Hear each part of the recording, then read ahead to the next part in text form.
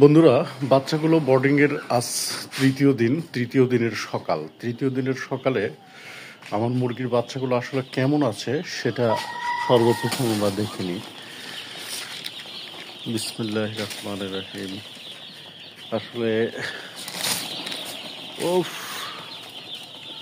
Super, অনেক সুন্দর লাগছে মুরগির বাচ্চাগুলোকে। আপনাদের কেমন লাগছে আমি জানি না, আসলে আমার কাছে খুব ভালো লাগছে।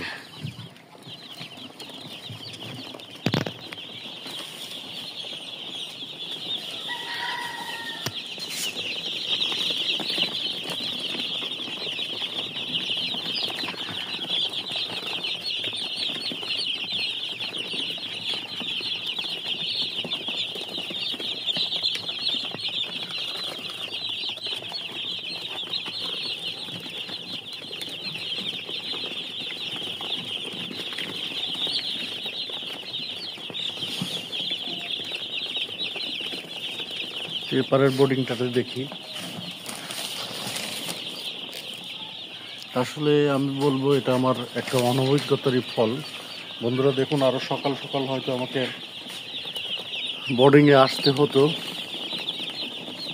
কারণ এই যে দেখুন পানির পাত্রের পানি একেবারে শুকিয়ে গেছে আর মুরগির বাচ্চাগুলো খুঁজতেছে। এটা আমার একটা অনভিজ্ঞতার ফল।